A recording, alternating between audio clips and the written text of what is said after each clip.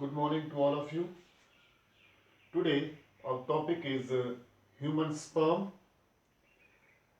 So before getting into this topic, let's rewind our previous lecture.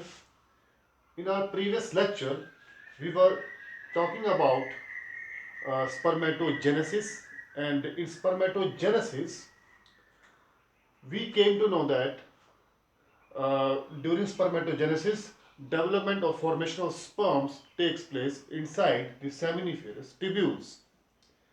And we were talking about how spermatids uh, changes into a matured sperm. Okay, so we were talking about these spermatids and they change into sperm. So what are the changes take place during the formation or development of a matured sperm from these spermatids? So all these changes take place during the journey of formation of sperms from spermatids. First of all, what happens? Condensation of nucleus. During the condensation of nucleus, especially DNA, genetic material, along with proteins. Okay, so what happens during the condensation of nucleus? Okay, and everything is taking place during the time period between these spermatids and formation of sperms. So first of all, condensation of nucleus, and during condensation of nucleus, this these spermatids, when they start becoming sperm, they would lose mRNA and acidic proteins. Okay, so during the condensation of nucleus, losing of mRNA and acidic proteins, and what remains? Only DNA, which is genetic material, and basic proteins.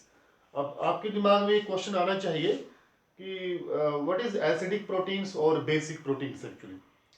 Uh, as you know, proteins are formed of the building blocks of amino acids. If amino acids have if amino acids like aspartic acid or glutamic acids, that means if it has aspartic acid or glutamic acid as amino acids or chain of amino acids, then protein will be acidic protein. And if the amino acids are like lysines or you can say arginine, then protein will be basic. So during the condensation of nucleus, losing of mRNA, messenger RNA and acidic proteins, what would remain? Only DNA and basic proteins like histone proteins in case of eukaryotic cell. Then Golgi bodies. Golgi bodies has two parts, the acrosomal part and Golgi rest. This acrosomal part or this acrosome part, which forms a larger part of Golgi bodies, this acrosome part actually secretes some enzymes like here you can see hyaluronidase and acrosine enzymes. These two enzymes collectively known as sperm lysins, because these sperm lysins or these two enzymes are responsible for the lysis or the breakdown of the outer layers of egg cell inside the female reproductive system. Okay, here you can see these sperm lysins or this acrosome secretes these hyaluronidase and acrosine enzyme, and this enzyme actually digests hyaluronic acid which is present in corona radiata, the layer in egg cell. Okay, or these sperm lysins or these enzymes actually break down Zona pellucida or corona radiata layer of egg cell. Okay, and This sperm part, the structure of sperm actually covered with plasma membrane, because as you know we are talking about animal cell, so there is no cell wall, and cytoplasm only in the tail region. Okay, so you would find cytoplasm only in the tail region of sperm. There would be a ribbon-like spirally shaped mitochondria which provides energy to the sperm, and then finally the process named spermiation, which means release of matured sperm from seminiferous tubules, especially from Sertoli cells. Actually, as you know, there is a layer in seminiferous tubule that is known as germinal epithelium, has two types of cells, germ cells and Sertoli cells. The germ cells are responsible for the development of sperms, and Sertoli cells provides nourishment to the matured sperm.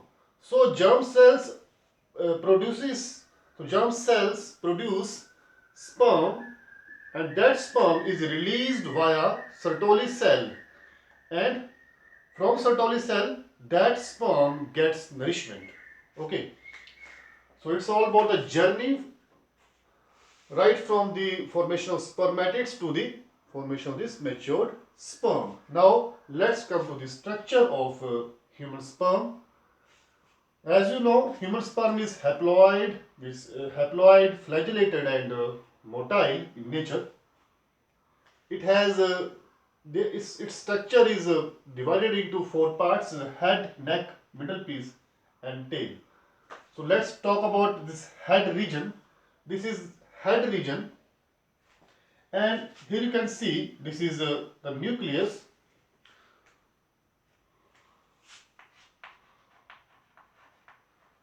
This is nucleus where the genetic material lies along with basic proteins, and above this part here you can see this acrosomal part. Who forms it? Golgi bodies. This acrosomal part is present over this nuclear part in order to provide protection, and one more prominent function of its, this acrosomal part, and just above the acrosomal part there is a gallia membrane. This gallia actually is the part of this acrosome, and this gallia, not this acrosome, this upper layer of acrosome which is known as gallia secretes sperm lysines, means these two enzymes, hyaluronidase and acrosines, which are responsible for the lysis of layers of egg cells in order to get fused with egg. Okay, so this outer layer is obviously this plasma membrane. This is acrosomal part, and this gallia is actually the part of acrosome which is responsible for secreting sperm lysins, these two enzymes.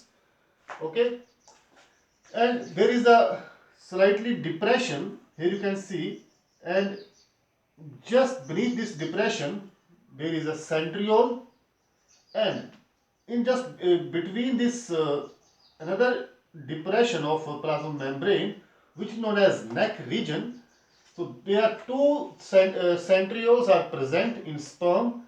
One centriole is present just beneath the depression of nucleus, and the second centriole is present between the depression in the neck region. This centriole which is present beneath this nuclear depression is known as a proximal centriole, and this proximal centriole has arrangement of 9 plus 0. That means arrangement of microtubules, 9 plus 0 arrangement, and its function in the formation of spindle. So spindle formation is the function of proximal centriole during zygotic division. And this centriole which is present between the neck depression, so this distal centriole actually responsible for the formation of axial filament. These axial filaments, actually forms a skeletal system of sperm. These axial filament have 9 plus 2 arrangement of microtubules. So do remember two types of centrioles. This proximal centriole function spindle formation during zygotic division and has arrangement of 9 plus 0 microtubule arrangement. Distal centriole formation of axial filament which forms the skeletal system of sperm and has 9 plus 2 microtubule arrangement. Okay, so here you can see another collar like structure is just continuing to the middle part and then to the tail region. This is manchete. This is manchete part. This collar like structure.